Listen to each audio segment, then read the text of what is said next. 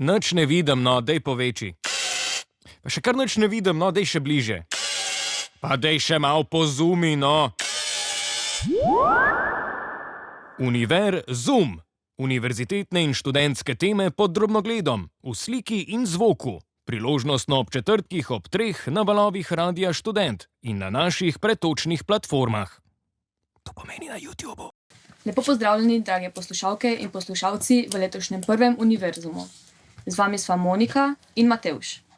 Ker na univerzitetni redakciji pretežno pokrivamo področje mladih, smo se na soočenje odločile povabiti predstavnike podmladkov tistih političnih strank, katerih liste so glede na ankete najverjetneje obetajo poslanska mesta na letošnjih državnozborskih volitvah.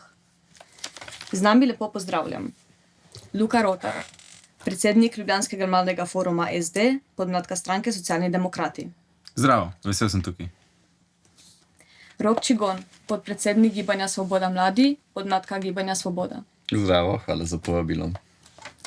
David Tomažin, predsednik Mlade Slovenije, podmladka stranke Nova Slovenija. Živijo, hvala za vabilo. Matevž Koren, član podmladka Resnicarji, stranke Resnica. Lepo pozdravljen. Luka Simonič, predsednik Slovenske demokratske mladine, podmladka Slovenske demokratske stranke. Lep pozdrav. Jan Stergar, namestnik koordinatorice Mlade levice. Zdravo, hvala za vabilo. Matjaž Vuherer, član podmladka Mladi pirati Slovenije in podpredsednik Piratske stranke. Lep večer. V oddajo smo povabili tudi mlade demokrate, podmladek stranke Demokrati Anžeta Logarja, a se na naše vabilo niso odzvali. Za vsak odgovor na vprašanje bo imel predstavnik podmladka na voljo 1 minuto, za replike pa 30 sekund. Vse goste prosimo, da se časovnih omejitev držite.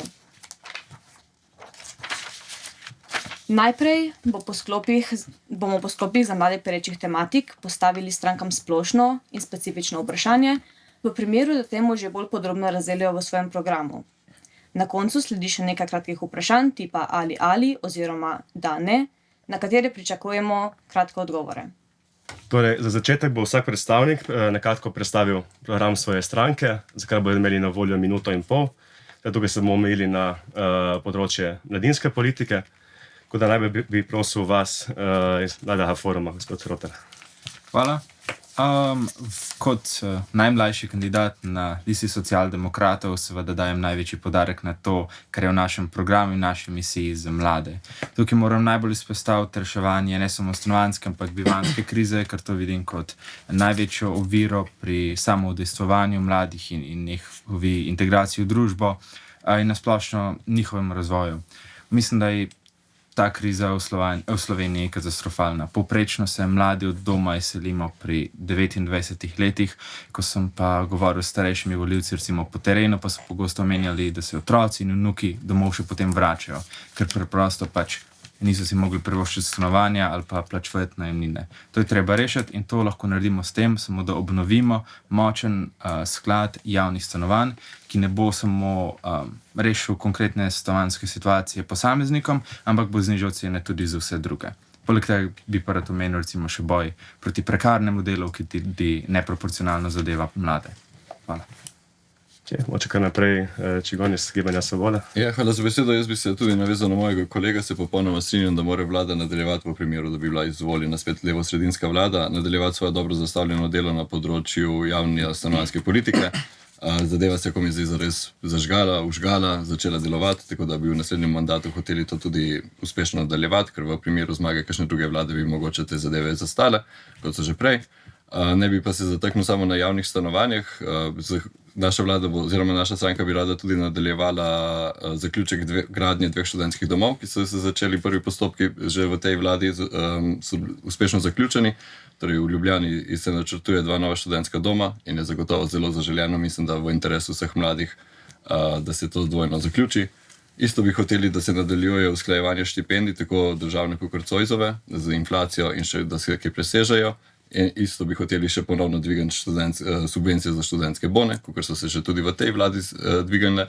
V podmladku smo se pogovarjali in se odločili, da se bomo zagotovo zauzemali tudi za vsaj znižanje DDV-ja za učna gradiva, predvsem za dijake in osnovnošolce, če že ne bi bila ta brezplačna ali pa elektronska, da bi se vsaj pač denar znižal.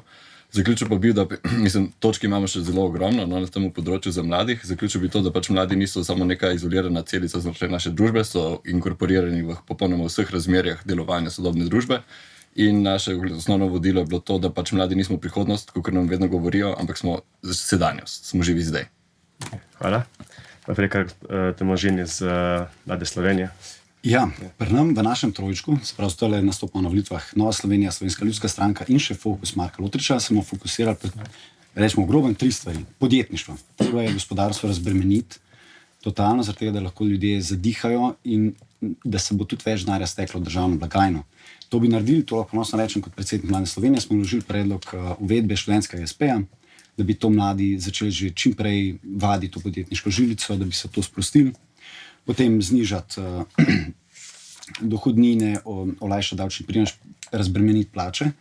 To je, kar se tiče podjetništva. No, potem v drugi sferi kmetijstvo. Zelo pomembno, da se krepi družinske male kmetije, da se država razbremeni, decentralizira, da se veliko več investira v infrastrukturne projekte, strateške, in tudi, da ne bomo se zdaj 140 000 ljudi peljali v Ljubljano vsak dan, ne, da se to razbremeni, da se to decentralizira.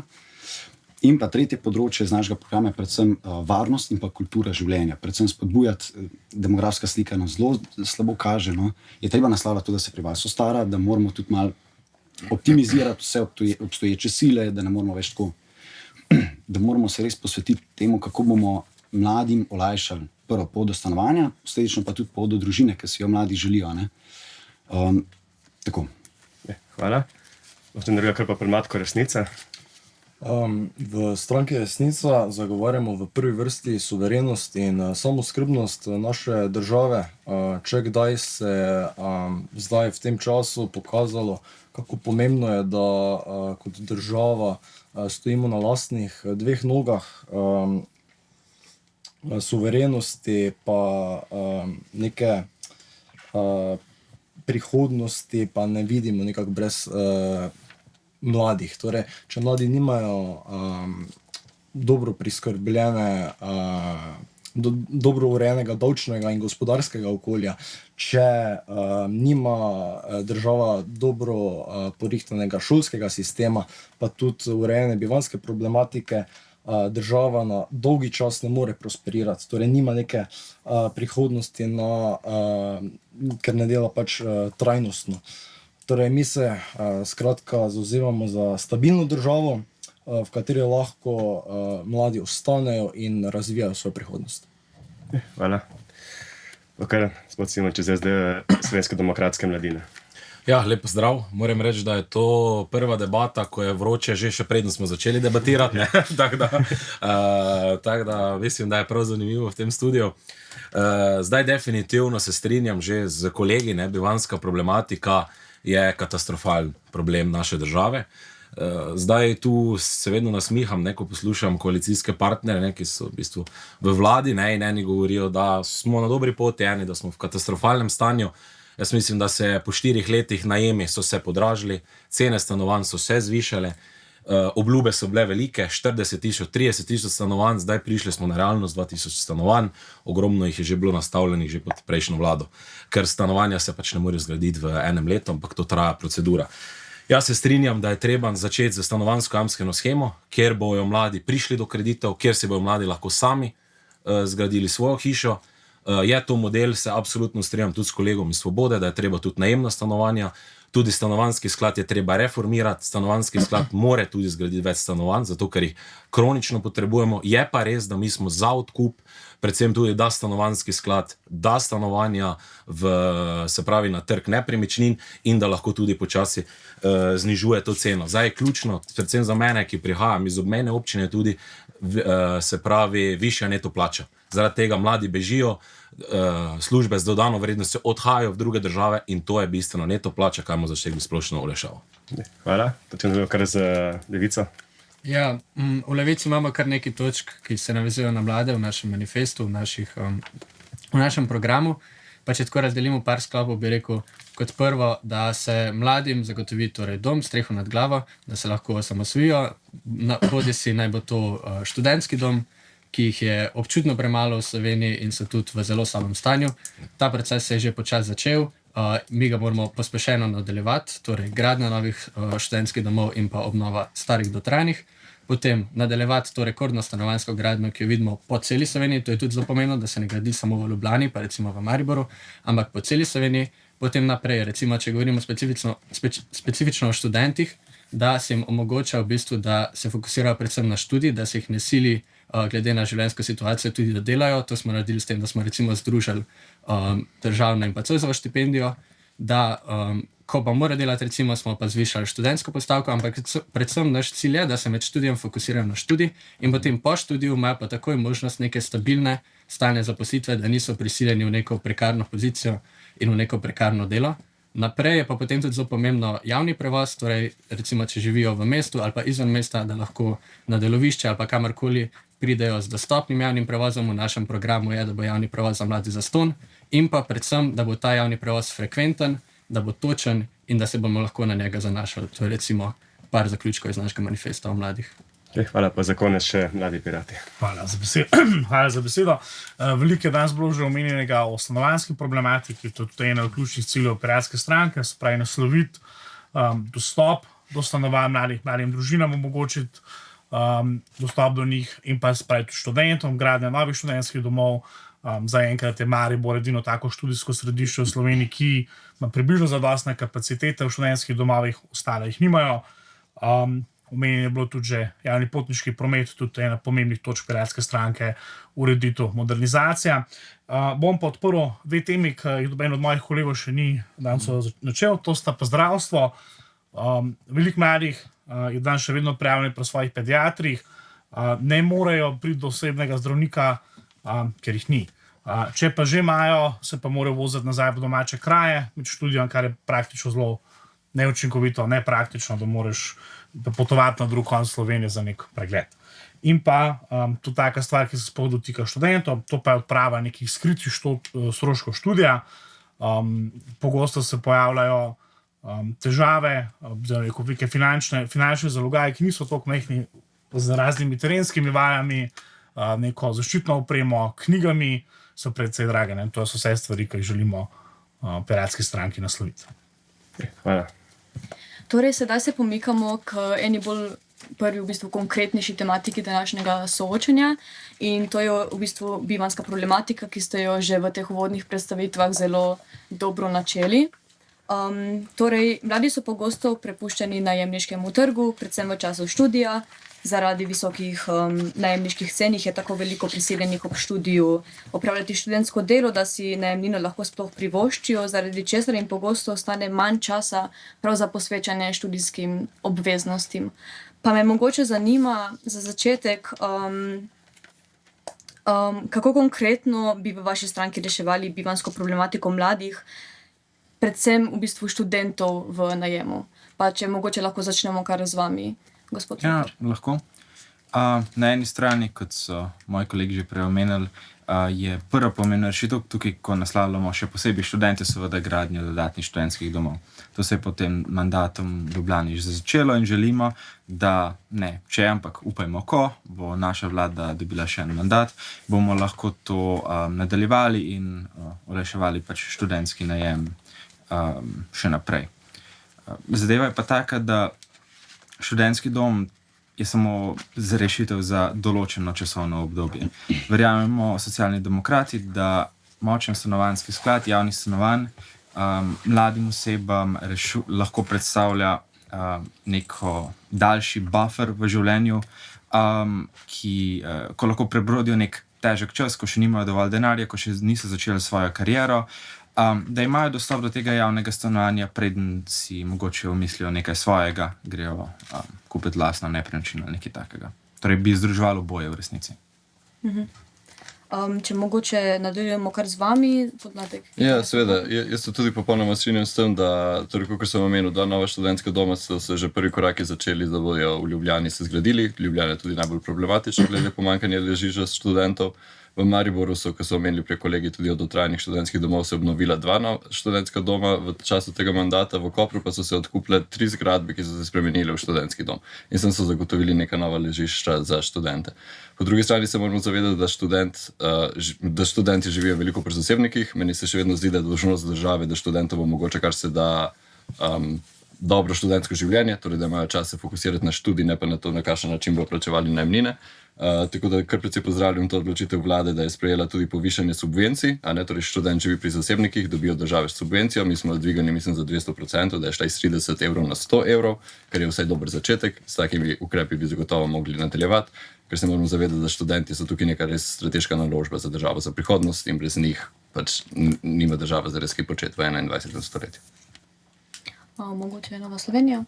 Ja, študentski domovi se niso gradili že od leta 2016. Bi se lahko vprašali, zakaj ne, pa zakaj tudi ta vlada ni kaj več naredila na tem področju. Pa smo začeli. Mi smo imeli vlado med covidom. Ne. Pač lahko se reče, da nismo nič naredili. Prebudili smo krizo relativno v redu, je pa na vas bilo, pa ni se nič naredili novega. Zdaj tako, študentski domovi nujno, da se razbremeni, ker polk imamo študenti nekje zabivati, ne rabimo pritiskati na zasebni trg in se potem avtomatsko cene malo znižajo. Reč nujno je zagotoviti oziroma začeti s projektom, ki ga je ta vlada ful zanemarila, pa smo ga štartali v prejšnji covidni vladi, so se odločili tega ne izvajati. To je jamstvena shema, ki je bila že preomenjena, da bi mlad človek lahko prišel do kredita, recimo 400 jurjev, z nekaj tisoč evri, kar bi mu olajšalo priti do svoje lastnine, kar je po raziskavi Mladina 2020 81% mladih rekel, da ne želi sploh živeti v najemu. In moramo jim to omogočiti. Se pravi, v Novi Sloveniji razmišljamo, kako mladim omogočiti priti do svoje lastnine. Zdaj pa pač odplačuješ kredit, koliko so naši ta stari, ampak to ti ostane potem, to lahko daš potem naslednjemu rodu. Ne? Potem je treba nujno poleg vsega tega aktivirati še vsa prazna, pa slabo vzdrževana obstoječa stanovanja. Ne? Treba jih je spraviti na trg, treba malo tudi, ljudje se bojijo dati na trg svoje nepremičnine, treba jih malo spodbuditi in jih zavarovati in zagotoviti, da bojo to lahko naredili. Zdaj videla sem vprašanje za replike, to bomo potem na koncu, da vsi pridejo na vrsto. Zdaj vprašanje za resnico enako, kakšne ukrepe vi vidite na tem področju? Pa če se mogoče res osredotočimo na študente v najemu konkretno. Dobro, za začetek cene nepremičnin sploh so šle v zadnjih nekaj letih pač v nebo. Dohodek mladih nasploh pa temu absolutno ni sledil. V naši stranki zagovarjamo, da bi torej neki suverenizem, ampak mislimo, da bi mogli bolj preventivno urgirati. Torej, spostaviti bi mogli prvo ugodno davčno in gospodarsko okolje, če bi sploh hoteli pač konkretno se pogovarjati o bivanjski problematiki, ker zaenkrat mi vidimo kot veliko nekih dosedanjih potez, da gre za neke vrste krizni management. Torej, ni nekaj dolgoročnega, ampak definitivno nekaj, kaj bi pač začasno mogoče rešilo težavo, na dolgi rok pa ne.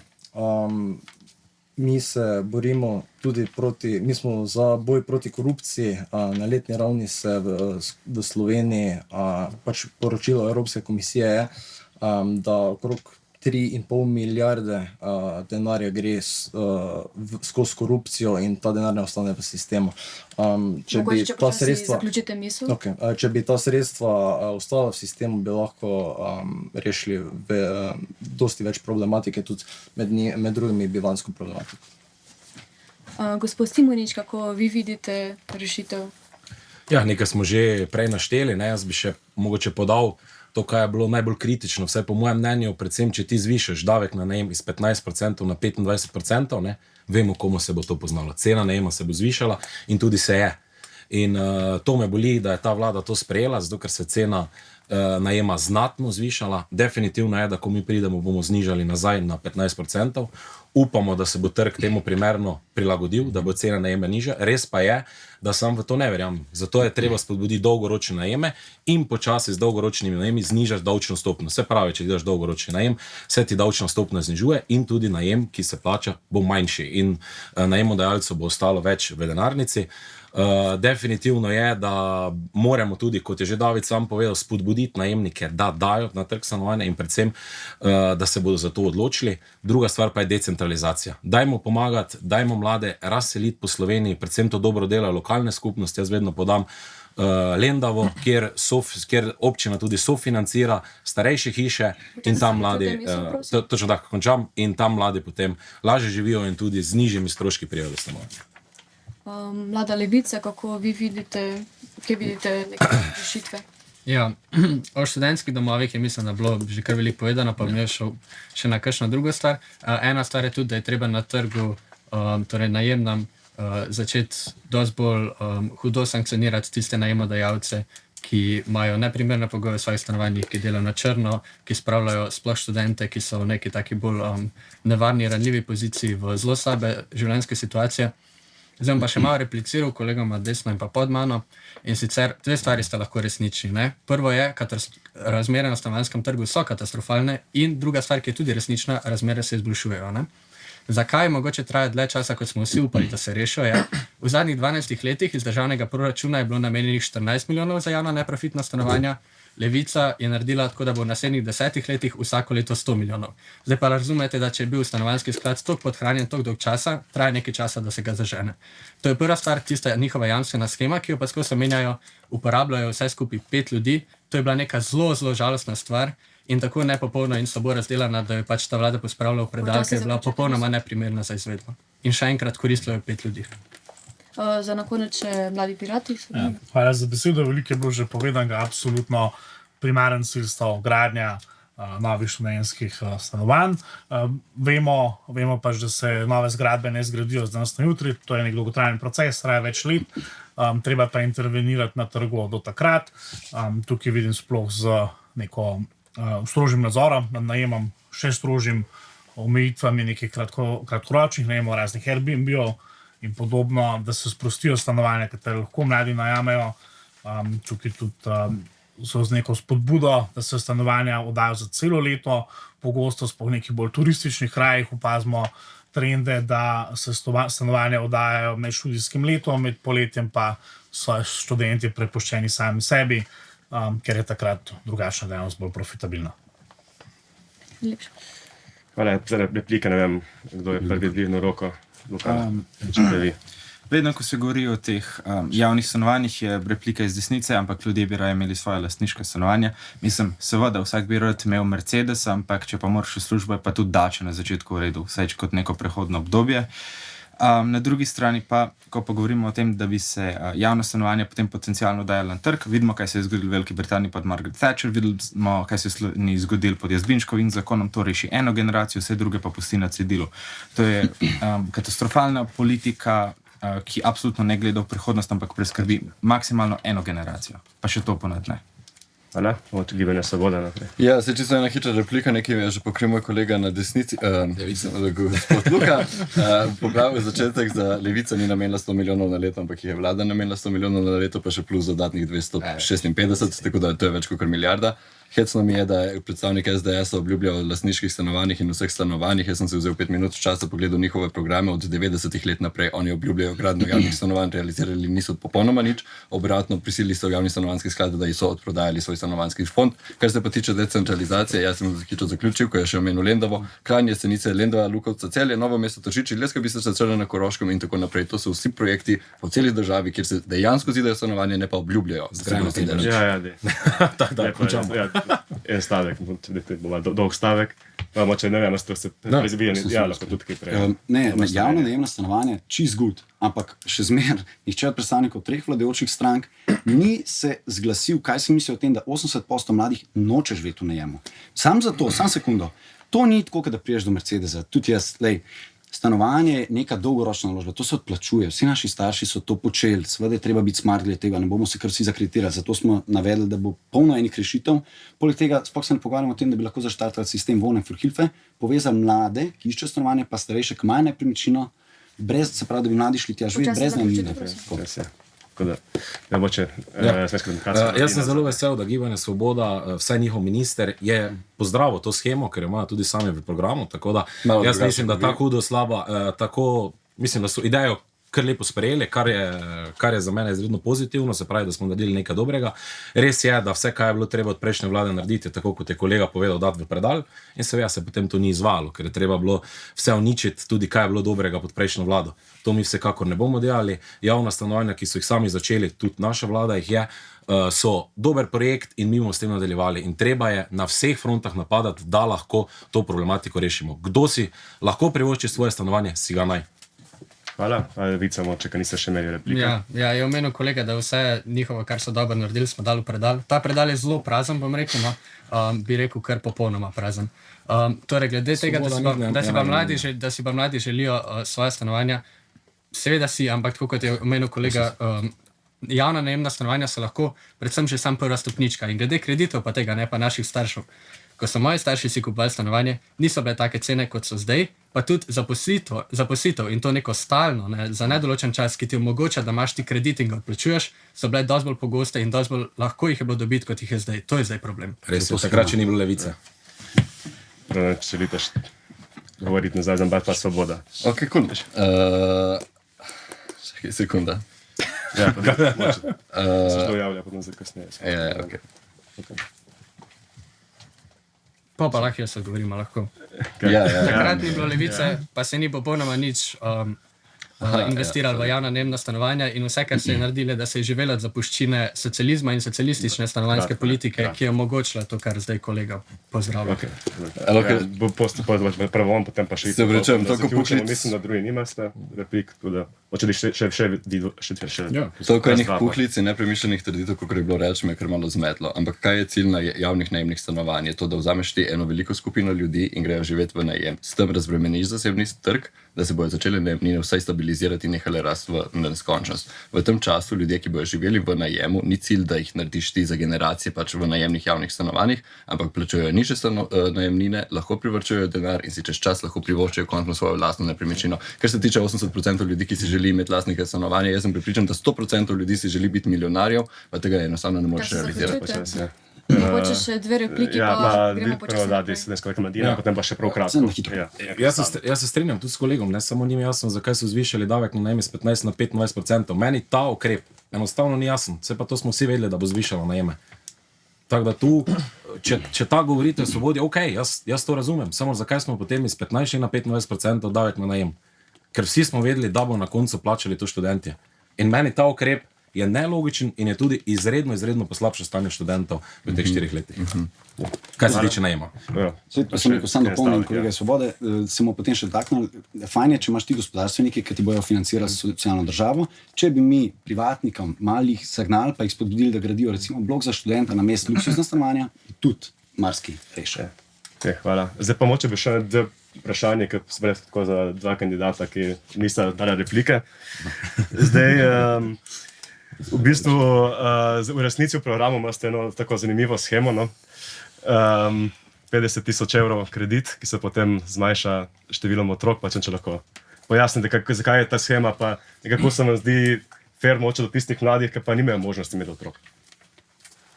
To je predvsem usmerjeno v, tako bom rekel, v spodbujanje za mlade družine. Torej, zavedamo se, da ravno danes sem gledal neko statistiko, kdaj se pač en par povprečno poroči zdaj, pa kdaj se pred, ne vem, 30 leti.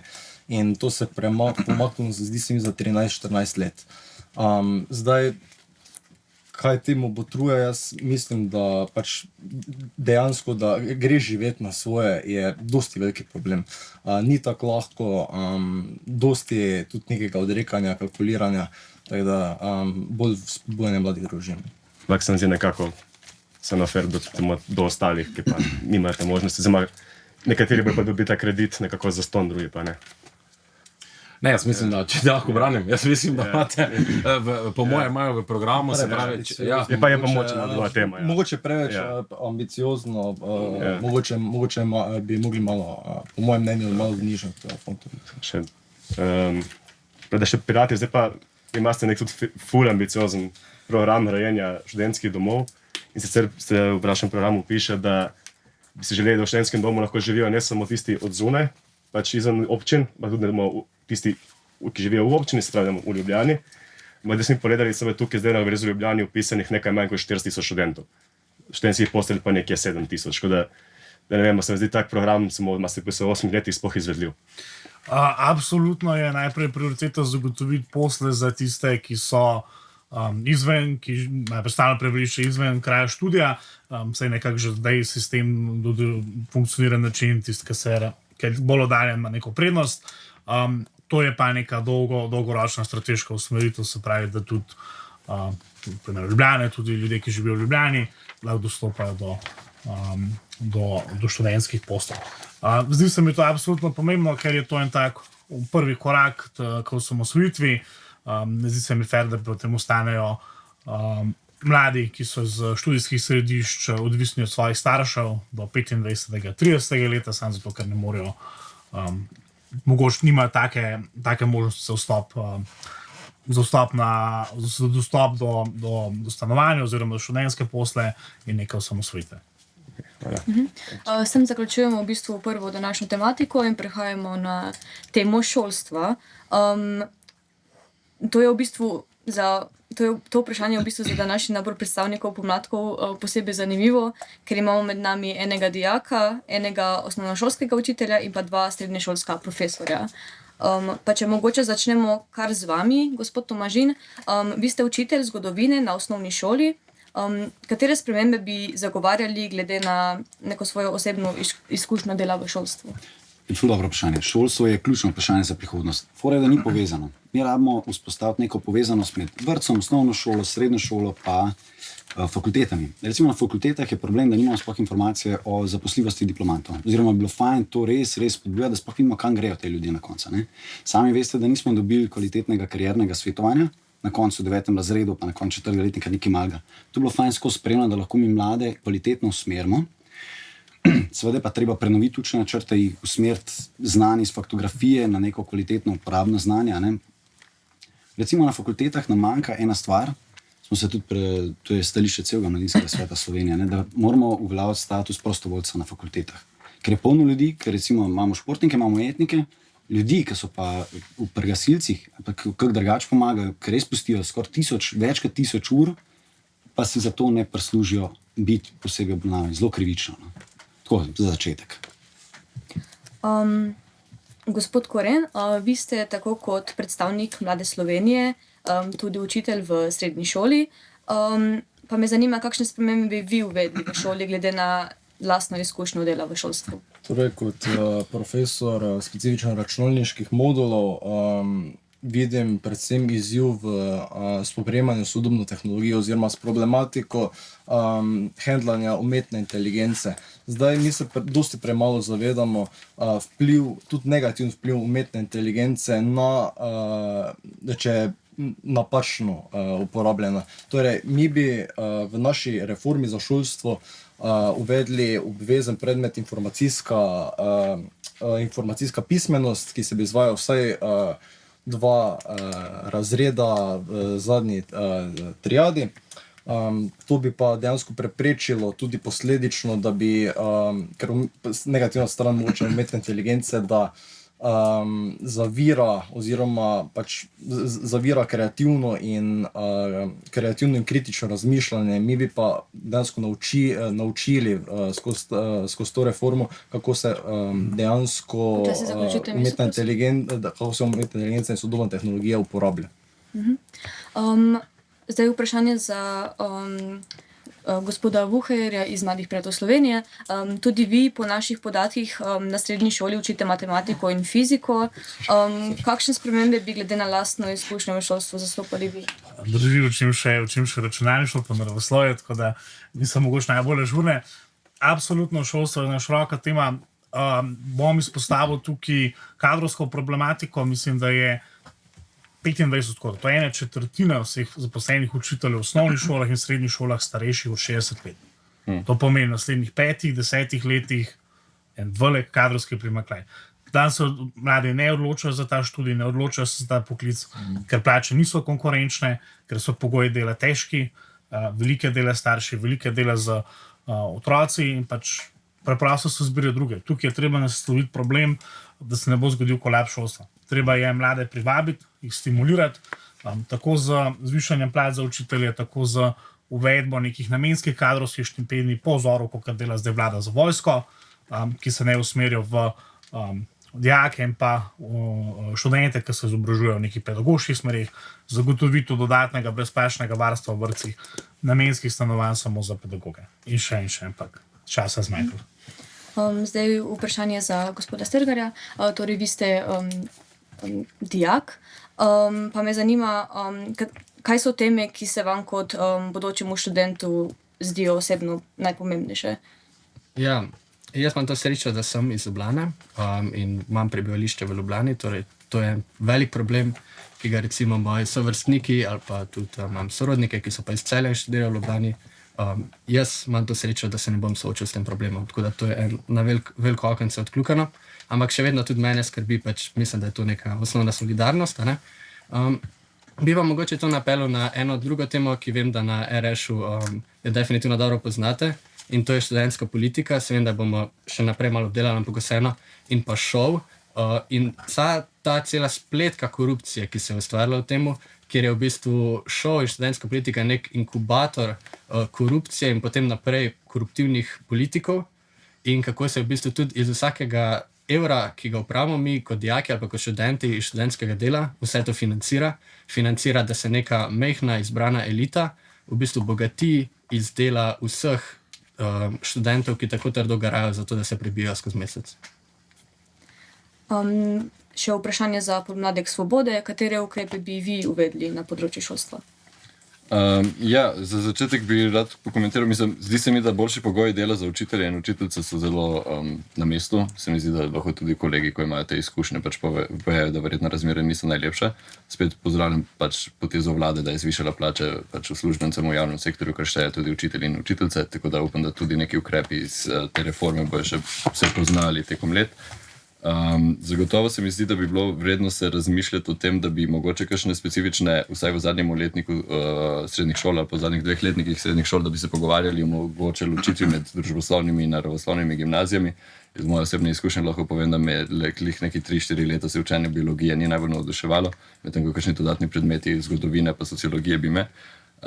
Zdi se mi tudi, da bi bilo mogoče potrebno v osnovnih šolah, kot je recimo športna vzgoja, nekako krepi fizično telo, a ne. Se moramo zavedati, da duševno zdravje in grožnje, ko se pač pojavljajo v sodobno družbo, bi jih mogli kot država tudi nasloviti. Tako da neki programi glede duševnega zdravja, ozaveščanja, vsaj za začetek, bi bili zelo zaželjeni. Gospod Simonič, katere ukrepe bi uvedli v Slovenski demokratski mladini? Ja, jaz mislim, da so kolegi že ogromno povedali. Kar se tiče predvsem univerze, če se dotaknem, jaz mislim, da je vajeništvo ključno, da se nazaj uvede. Se pravi, predvsem pri poklicih strojnih tehnikov in podobnih je to ključ. Potem plačana praksa, ne. Ogromno medicinskih sester že danes dela v bolnici, pa tam ne dobijo. Jaz mislim, da so celo včasih malo izkoriščene iz tega vidika, ne, da v bistvu upravljajo vse, kot da bi bile že tam zaposlene, ne, čeprav upravljajo prakso, tako jaz mislim, da praksa bi morala biti plačana. Kar pa se tiče ključnega pomena pa je, da univerze moramo vedeti, da so to zbirka znanja, ne? In predvsem moram tu pokritizirati Mariborsko univerzo, njenega rektorja, ki nekako ne naslavlja tega, da je pouk lahko v slovenščini, v angleščini. Glejte, univerze zato, da tudi krepijo slovenski jezik, in to mora ostati primarno, ne da je lahko kakšen predmet v angleščini super, prav, če so tam tujci, če so naši študentje, mora biti seveda predmet v slovenščini. Kar se tiče pa predvsem osnovni šoli, jaz mislim, da tam, ker vidimo, da je, čisto na kratko povem, da tam, kjer pa predvsem v osnovnih šolah ne znajo učenci slovenskega jezika, naj gredo 1 leto v šolo in se potem vključijo v izobraževalni sistem. To je predvsem problem Žalca in okolice. No. Še za vprašanje za gospoda Rotarja, kateri so nujni ukrepi, ki bi jih uvedli v vaši stranki in v podatku Mladi forum? Jaz bi se navezal tukaj na eno temo, ki jo v Mladem forumu izpostavljamo že dalj sam mandat, ampak že mnogo prej, in to je duševno zdravje. Ker se zavedamo, da šola ni samo nek prostor izobraževanja, ampak mora biti tudi varen prostor, kjer kamor mladi osebi ni problem iti in kjer se lahko tudi osebnostno razvija. Zato zagovarjamo močnejšo mrežo psihološke podpore in duševno zdravstvene podpore mladim. Mislim, da dober primer je recimo to, kar ima na Hrvaškem, kjer vedno delujejo še od vrtca pa vseh nivojih šole ekipe psihologa, pedagoga in socialnega delavca, delavke, ki pomaga učencem in dijakom. Poleg tega se zavedamo, da v šolah primanjkuje učiteljev, za naslednjo generacijo, ki se upokoji, bo to še huje. Seveda je treba izboljšati delovne pogoje, dvigniti plače, ampak dvigniti treba tudi ugled učiteljem na splošno. Če imamo v tej državi že recimo program Postani vojak, socialni demokrati zagovarjamo, da bi tudi imeli program Postani učitelj. Poleg tega je pa učitelje tudi treba opolnomočiti. Vsi vemo zgodbe o teh armadah staršev z odvetniki, ki odrejo v šolo in pač delajo ta poklic nemogoče. Najlepša hvala. Prej so bile roke za replike. Najprej sem videla tam odzadaj, gospod iz Resnice. Jaz bi mogoče samo repliciral kolega iz SDM-a. Dodal bi samo, da mogoče vsaka praksa ne more biti nujno plačana. Recimo pri veliko teh praksah, tudi ker delodajalec ne more, veliko delodajalcev ne navzame. Recimo, če gre za primer medicinskih sester, je nekaj drugega, če pa nekdo, ki pač bolj arhitekturno gleda, pa lahko samo sodeluje kot opazovalec mesec ali pa dva. Samo repliciral bi še na Svobodo. Ja, res, da ste dvignili plače, ampak Bodite čim krajši, prosim. Ok, za učitelje začetnika so pa te dvigi irelevantni. Razlika med učiteljem začetnikom in tistim, ki ima naziv višji svetnik v moji šoli, je 2400 evrov bruto. Najlepša hvala. Kdo je še imel roko za replike? Ja, da se kar Svoboda naprej. Da se samo odzovem. Naša vlada je tudi sprejela, da Isto, kar napadte, veste. Okay, Govorite replike, v redu. Napredovanje je tudi pospešeno, ne? Torej, če je prej star javni sistem tak, da si mogel samo 5 let delati, preden si napredoval v nazivu, je zdaj to skrajše, še posebej, če si malo talentiran mladi. Ampak kar me pa zelo zanimivo je to, da predstavnik SDS-a, čeprav so tekom tega mandata zelo vneto zbirali podpise, da bi ukinili LGBT ideologijo v šolah, ni rekel nobene besede na to. Glede na to, da so bili oni tako zauzeti za to, bi kar prosil, če lahko razloži sploh za začetek, kaj to je LGBT ideologija v šolah in na kakšen način bi on rad ukinil. Tako da bi... Moče tle pol pa zadnji pirati. Nas ne bomo pustili čakati predolgo. Ja, vi pa če ne si. Zdaj tako, tukaj vladne stranke se zelo hvalijo, koliko se trudijo za duševno zdravje, potem pa pride ven s predlogom legalizirati travo. Trava, koliko pravijo evropski in slovenski zdravniki, zvišuje anksioznost in depresijo. Okay? Razumem, da ima mogoče za koga lahko kakšne halucinatorne učinke, ampak zvišuje anksioznost in depresijo in ni dobra za mlade in ne smemo tako nekritično to spravljati čez. Učitelji se pa tudi odločajo za straniti od učiteljskega poklica, ker je tak problem z disciplino. Ta malga, ki uničuje red v šoli, ga ne moramo vršiti ven. Ok, hvala, zdaj pa... Ja, jaz sem imel mečkam večje pričakovanje v Radiu Študenta, da niste, da ne bojo PAP TV-ja, pa dajete replike po vrsti, ampak ok, tudi prav. Rad bi se zahvalil... Sem se prej prijavil pred kolegi. Ja, nisem videl, se pravičujem. Se zahvalil Svobodi, ker ta dvig plače je kvečemu želito za učitelje, ker toliko počasen dvig plače, se pravi do prihodnega leta ga bo vmes inflacija že zdavnaj požrla, stroški življenja so narasli, to nima bistvene razlike. Pa rad dodam mogoče kolegov iz SDM-a, vajeništvo je nekaj, kar spada v srednje šole, ne univerze, je pa tukaj, se strinjam z njim, rabimo tega več, absolutno v obliki dualnega sistema, se pravi neki del časa pri pouku in pa drugi del pri delodajalcu, se pravi na nekem močo praksa.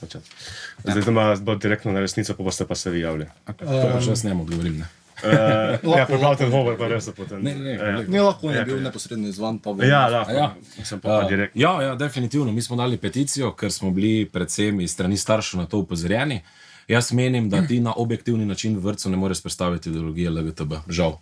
Jaz mislim, da ne moreš v vrtcu razložiti nekomu, kaj to sploh pomeni. In ste govorili o šoli. Čakajte, samo vrtci. Se pravi, 1., 3., 4. razred, gledajte.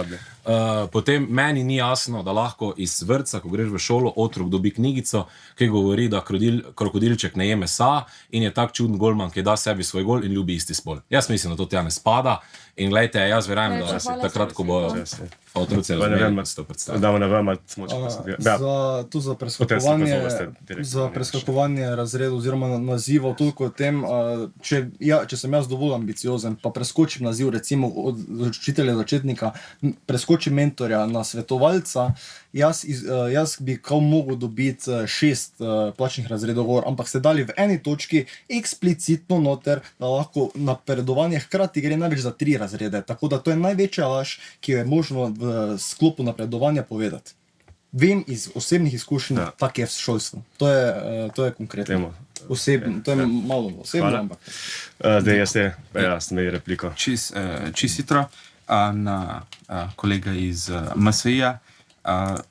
Večina študij je dokazala, da je pač trava veliko manj nevarna kot recimo cigarete, alkohol. Če se strinjajo, da so take substance lahko nevarne, kar seveda v napačni uporabi so, potem jih pozivam, da v svoj program zapišejo tudi prepoved alkohola in tobačnih proizvodov, ne samo za mlade, ampak v bistvu kar za vse.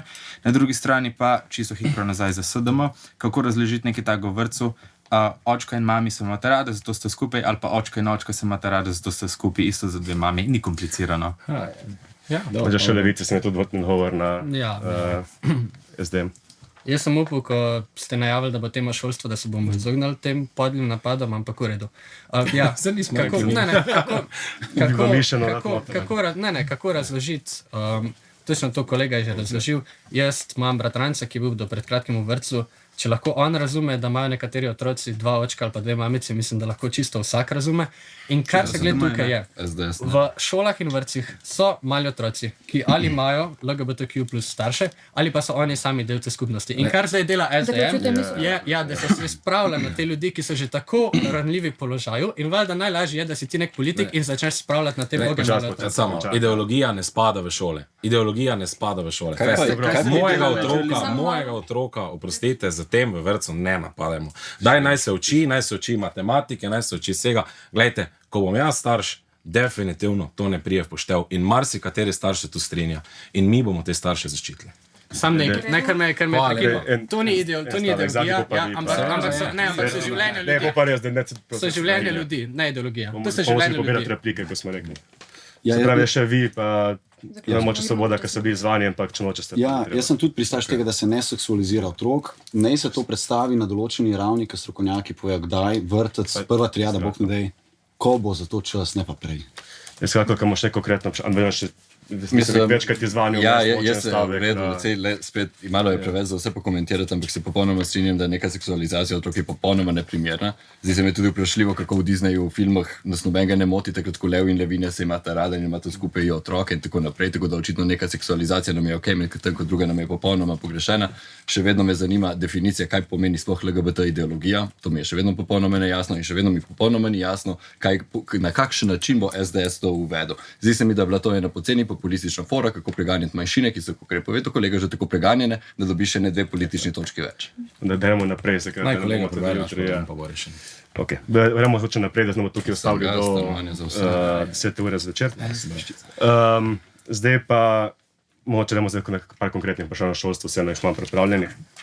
Se pravi, da zdaj v Slovenski demokratski mladini ste v programu zapisali, da mora Slovenija sprejeti ukrepe, ki bi odpravili prevelike razlike med regijami. Zdaj točno nas zanima, kakšne razlike med regijami sploh so in kakšne so sploh v planu. Definitivno mi moramo iti za postavitev pokrajin, ne? Se pravi, to je ključna točka, predvsem, da pokrajine postanejo relevantne, ker zdaj smo se vedno pogovarjali, kako bojo meje potekale. Mi želimo, da se o tem jasno pogovarjamo. Jaz sem prav učil, zidih učencev pisala, ne? Definitivno. Tako je kolega povedal, ne, če je v Ljubljani, je sigurno dosti boljše, ko pa če se recimo iz Celja voziš v Ljubljano ali pa iz Maribora v Ljubljano.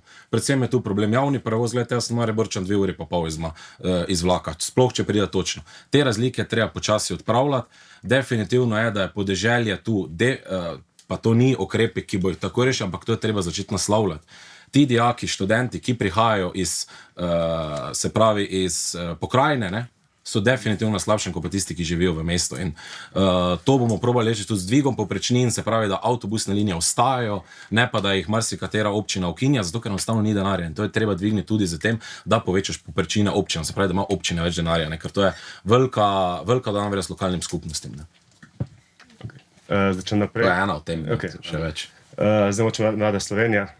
Zdaj sem vprašanje, isto na programu zapisano, da treba staršem zagotoviti večjo svobodo pri učnem pristopu lastna otroka, tukaj mislim to, kar se je debatiralo glede raznih ideologij ali nekako kaj drugega. Ja, veš kaj, jaz mislim, da bi morali učne načrte na splošno razdeliti na temeljni del, ki bi skozi leta ostal enak, in dinamični del, ki bi se sproti prilagajal.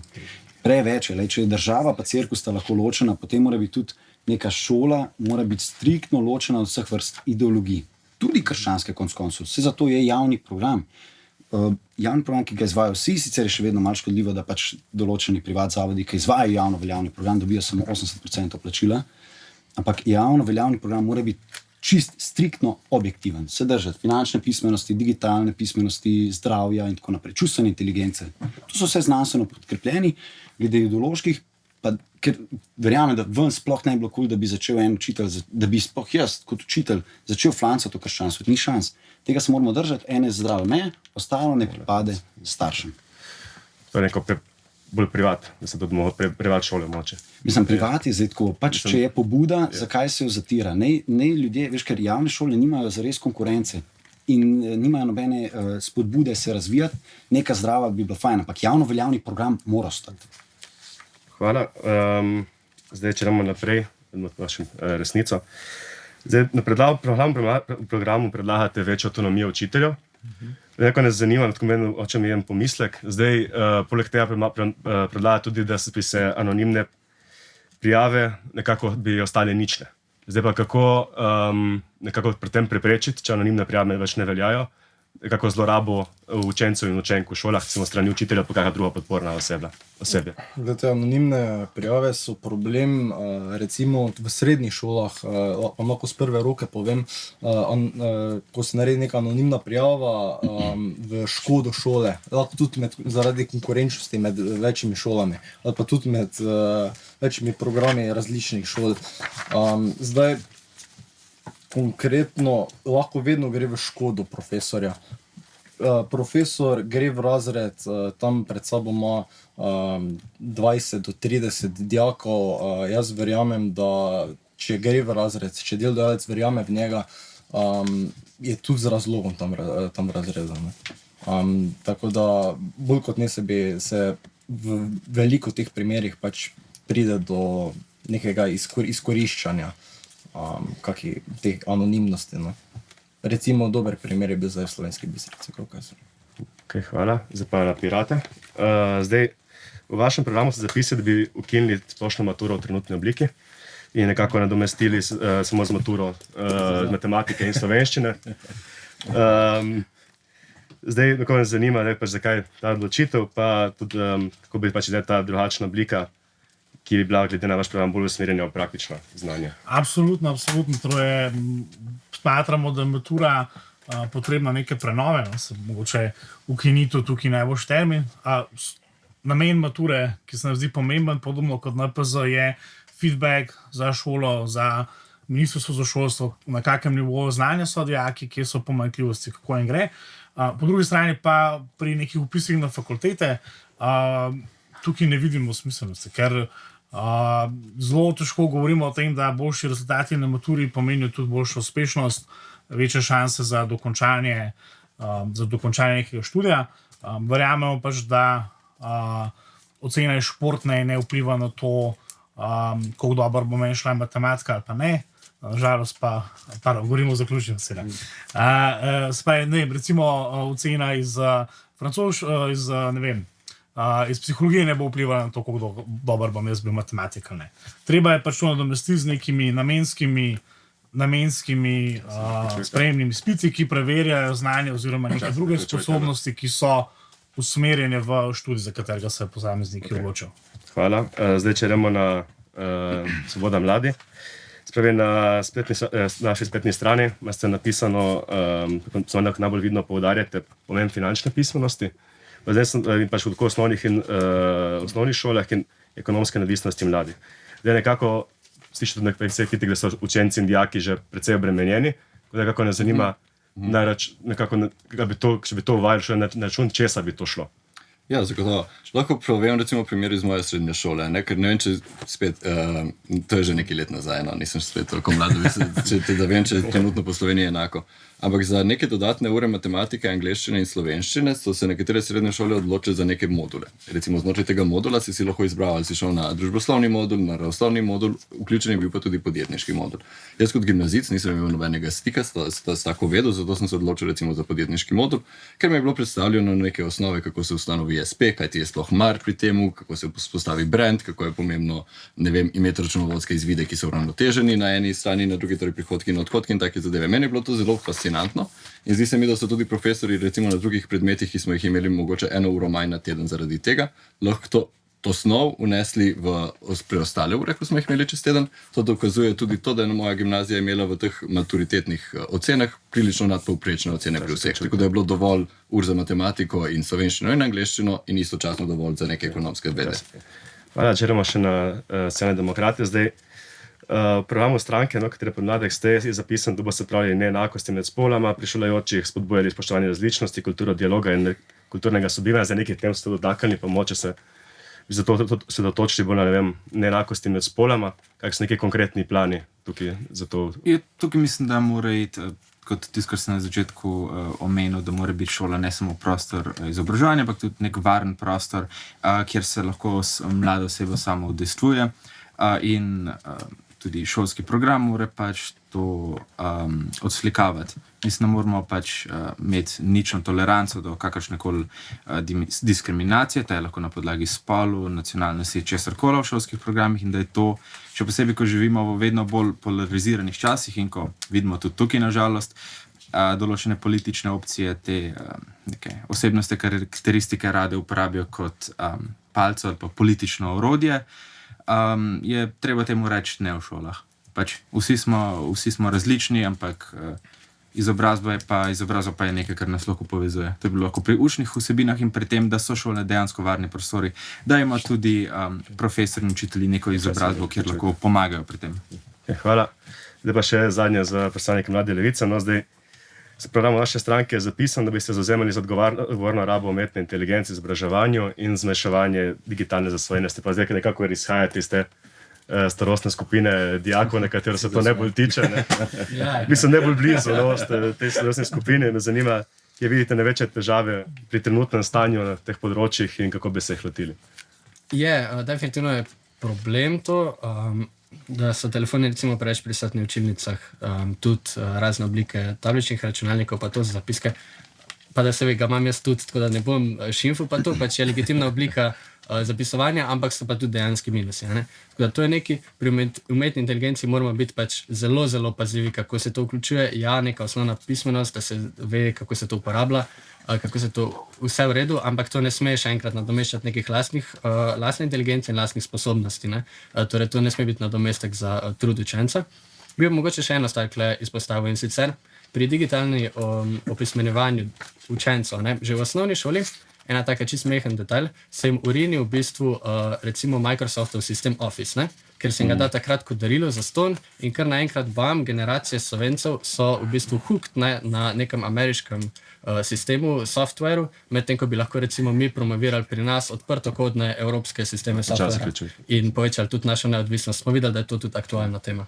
Mislim, da sem videl še 2 repliki, 3, ok, zadnji. Mogoče se vi govorili, pa dam prvo gospodu Rotarju, Slovenskih demokratov. Ja, zadeva je samo nanesel bi se na to, kar je rekel kolega iz Resnice, torej, da bi se v bistvu anonimne prijave pač ukinili, naredili nične, to se meni zdi ne samo nespameten, ampak v bistvu nevaren poseg, to pa pač moramo se zavedati, kakšni odnosi moči so med dijakom, učencem in učiteljem, profesorjem in da pač, če pride do kakršnekoli zlorabe, pa sploh ni nujno, da govorimo o spolih, ni nujno tako daleč. Jaz sem imel profesor, ki sem se jih pač bal in seveda jih ne bi si upal prijaviti in pač podpisati se spodi, ker vem, kakšne bile posledice.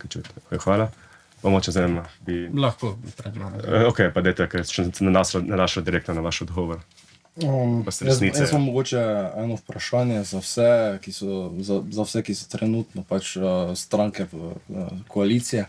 Kdaj boste začeli poslušati stroko? Kdaj boste začeli poslušati učitelje? Kdaj boste začeli poslušati ravnatelje? Ne da razvijate na podlagi neke abstraktne teorije, ki ni nujno vezana na šolstvo. Mi, učitelji, dosti imamo že napisanega, dosti predlogov smo dali, noben nas ne posluša. 8 let že obstaja program za predmet informatika v osnovnih šolah, noben minister ga niti povoha. Zaključujte misel, prosim. Okay, super. Pa je moče Levica, pa mislim, da kar replicirate na Bahrat, ki ste imeli že prej repliko. Mislim, če želite, no, kar se dvihali. To se mi zdi, mislim, tako bom rekel, kar ne resnica, da ta vlada ne posluša ne stroke, ne učiteljev. Lahko povem iz prve roke, da se to ne dogaja, ampak sem hotel replicirati na nekaj drugega v bistvu. In se malo vrniti na to temo, ki smo sicer že zelo ostro začeli. V Sloveniji je velik problem mentalno zdravje. Sploh med mladimi. Ampak zdaj med mladimi, ki so pa del LGBTQ skupnosti, je pa ta problem astronomsko visok. Stopna samomora, stopna depresije je tako ogromna. In mi, vse, kar jim hočemo dati tukaj, je nek občutek videnosti, da vejo, da jih sprejemamo, da jih vidimo in da jih cenimo. In če je to prevelik korak za desne stranke, pa tudi ne vem, kaj se pogovarjamo. Moče prva Svoboda se bili zadnji, potem pa še... vsi, ampak... Bi bil čisto kratek, da bi dopolnil samo kolega, da ene raziskave dokazujejo, da v bistvu glavni razlog smrti LGBT najstnika je samomor. Za vse ostale so prometne nesreče, LGBT najstniki pa se ubijajo sami sebe. Mislim, da peticije zbiranja podpisov, kako se morajo te programe oziroma ideologije, tako imenovane, ukinjati srednjih šol, niso del rešitve, so zagotovo velik del problema. Pa na kolegu iz resnice bi odgovoril to, da trenuten minister za šolstvo je dobesedno predsednik Zveze ravnateljev, tako da mislim, da stroka je upoštevana, ker je dobesedno vključena, ker je sam minister bil ravnatelj. Ste odprli to temo, zdaj mi nismo hoteli pred tukaj, ampak ste se sami odprli. Ne bi kratko, pa še vidim. Čisto kratko. Dej vsakem stavku. Čisto kratko, ker mislim, da sta koalicijska kolega že zelo dobro povedala. Samo rekel bom, da je zelo bogato, da o poslušanju stroke govori stranka, ki v svojem programu nasprotuje cepljenju in teoriji mikrobov. Samo tako. Ok, da moče še... Ali smeri, jaz nekaj sem Dina, potem pa še tukaj. Ok, en stavek. Ok, pa še zadnji, pa zaključimo s to temo že. V Novi Sloveniji vem, da nas veliko hejtajo zaradi katolištva ali pa krščanstva. Naša ključna vrednota je dostojanstvo, vsak si jo zasluži, sploh ni debate, da smo proti tem ljudem. Nujno, so pomoč, kar rabo pripoznanje. Hvala, pa še pod Simoni že za konec. Desne stranke so dale vse pravice LGTB skupnosti, SDS je bil tisti, ki je dal, morate malo pogledati, ne, za nazaj, v Svobodi verjamem, da ste na novo, ne, ampak gledajte, dajte malo za nazaj pogledati, je pa to šlo čez mejo in tako sem sam povedal, v vrtcu, v začetni triadi, gledajte, to nima kaj iskati in jaz sploh ne vem, zakaj se moramo o tem toliko pogovarjati in še najbolj smešno je, da LGTB skupnost nam piše, naj to naredimo. Tak, da boste vedeli, od kje to prihaja. Jaz bi ful prosil za dokaz, za to zadnje trditev. In kot drugo, vsi imamo Google, vsi imamo internet, pogooglite, kdaj so bili LGBT pravice dane ljudem. Če je desna vlada jih sprejela... Da zadnja replika, ne zjup mi peti, ko se govoriti. Zadnji ima še resnica replika, pa kratko res. Večja stagnacija v šolstvu, zdaj se mi pogovarjamo o LGBT-u, jaz ne vem, kam ima to veze, ta hudo šolstvo, tako je bilo pač pisano v vašem mobilu, čisto tak je stagnacija v šolstvu, ko je bila ta mandat, šolstvo je bilo čisto zignorirano. Če si vklopo TV, jaz ne vem, kdaj je bilo šolstvo sploh omenjeno. Dobro, hvala. Najlepša hvala. Ne vem, ste že vmes. Ste že vmes. Ne, sem... Ja, ste že vmes, ok. Zdaj, da pa nadaljujemo s temo študentskega in dijaškega dela. Zdaj, podatki Zavoda za pokojninsko in invalidsko zavarovanje za leto 2024, ki so ne posredovali lani, je preko napotnice delalo 63,5% študentov in dijakov. Zdaj nekako na strani ministrstva je zapisal, da primarni cilj študentskega dela je pridobivanje delovnih izkušenj in dodatnega zaslužka v času izobraževanja. A se nekako v praksi pokaže, da se študentsko delo pač uporablja podrazumne kot nek socialni kolektiv, ki pač študentov iz revnejših okolij sploh omogoča študij sploh na univerzitetni ravni. Se pa tudi pojavljajo očitki, da recimo podjetja na račun študentskega dela polnijo, oziroma pač krpajo kadrovsko stisko, nekako s nekim prekarnim delom, ki sem razumel tudi kot neka oblika prekarnega dela. Zdaj pa moče čem pri Levici, ker je bilo vaše ministrstvo za delo v tem mandatu. Pa zdaj kot stranka že nekako od svojih začetkov zagovarjate zmanjšanje prekarizacije, kamor tudi spada v nekaterih pogledih študentsko in dijaško delo.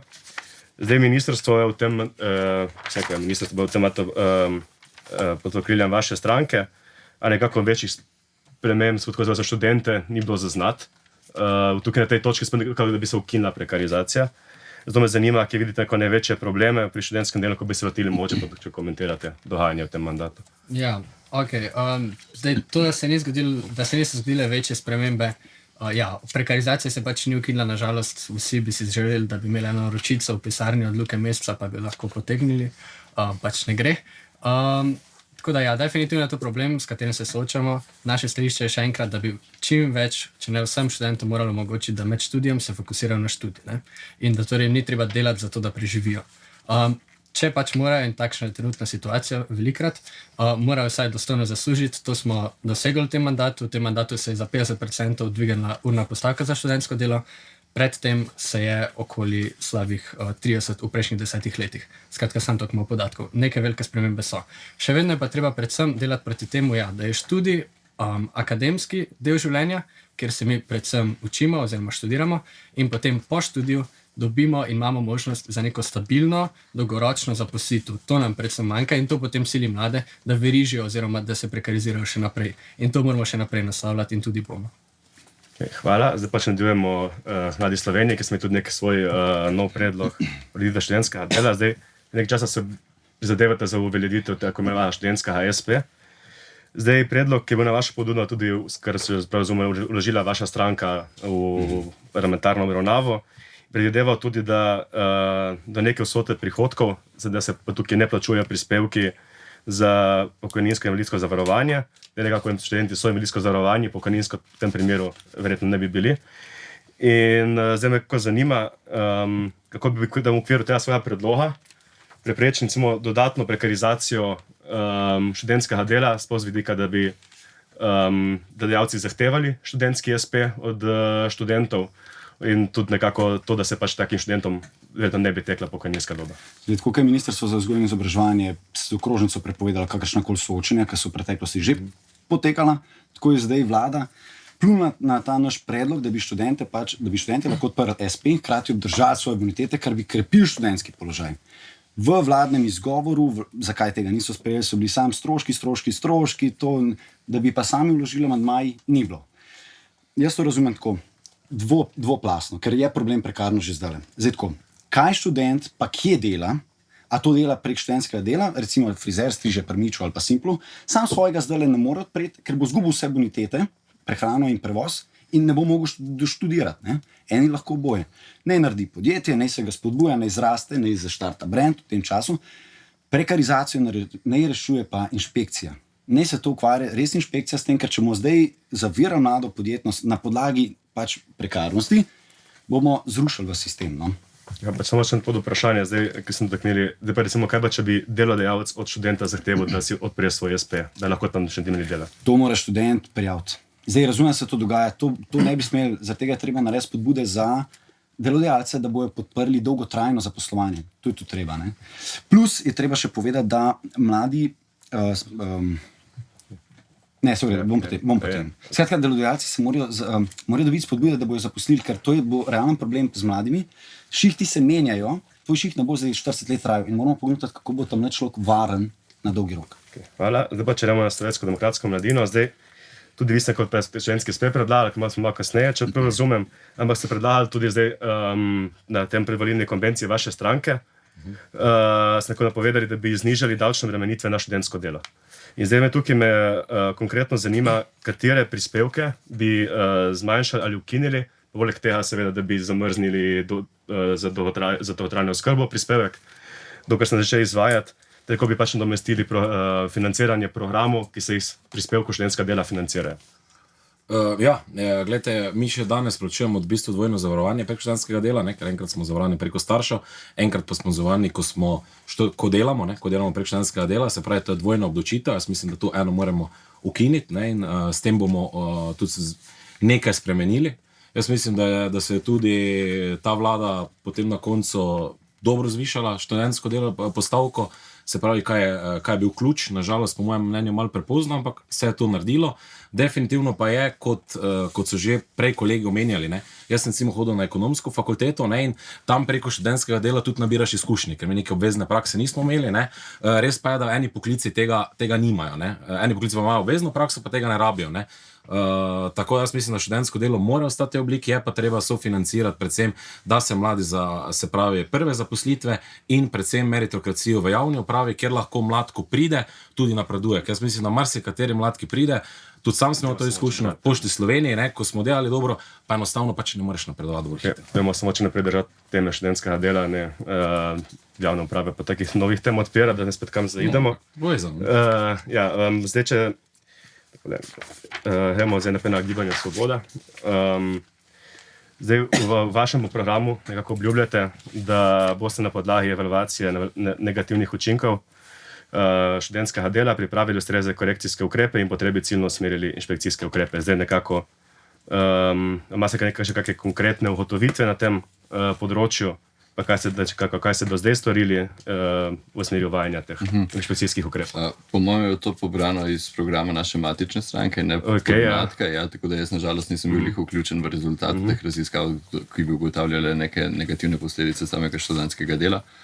Bi se obregnil recimo ob to idejo, da bi inšpektorat za delo mogel to malo bolj temeljito nadzorovati in se absolutno popolnoma strinjam. Jaz sem delal za 1 leto na inšpektoratu za delo.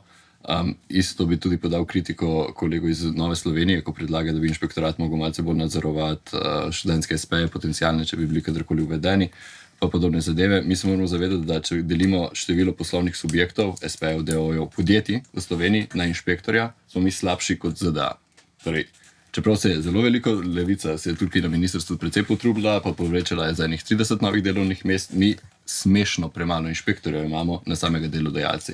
Oni ne dohitevajo najbolj perečih problemov, kot so te, ne vem, filipinski delavci in pa tako naprej. Študenti pridejo zelo nažalost dosti prepozno in kot sem tudi enemu drugemu soočenju si zadal, se mi zdi, da v novi vladi, ki bo levo-sredinska, bi se mogla ministrstvo za delo na tem področju zelo več narediti. Hvala. Zdaj vprašanje za podmladek stranke Resnica. Zdaj vi v svojem programu ne direktno naslavljate študentskega dela, ste pa v odgovorju na vprašanje za revijo Tribuno zapisali, da boste v stranki Resnica jasno ločili študentsko delo od rednega dela, pri čemer med drugim delodajalcem, ki sistematično nadomeščajo redno zaposlovanje s študentskim delom, to prakso onemogočili. Pa me zanima, kako konkretno bi se tega lotili v vašem podmladku. Problem je, da se študentsko delo lahko včasih uporablja tudi kot neki način zaposlitve, ki pa ni namenjen temu, kaj študentsko delo je. Torej, da nekdo je dejansko ima toliko ur, kot da je zaposlen za poln delovni čas in s tem pač ob tem še študira. Zraven tega je še recimo kupovanje tako imenovanih statusov dijakov sploh. Torej, lahko si nekdo privošči, da si kupi status dijaka, pač kupi v narekovajih, piše se na neko šolo, plača vpisnino in ima status dijaka in potem lahko dela preko študentskega servisa. V tem mi vidimo mogoče en problem, jaz bi pa še omenil tu te zapadle oglase. Na študentskih servisih vidijo študente pa dijaki ene oglase, ki so tam po več let, na njih ne odgovarja noben delodajalec. Take oglase bi študentski servisi mogli skiniti ali pa se pač z temi delodajalci, na kere oglase oni več ne odgovarjajo, pač se Prosim, da počasi zaključujete. Najlepša hvala. Zdaj mogoče še vprašanje za Mladi forum SD. Kako se vaša stranka opredeljuje do študentskega dela?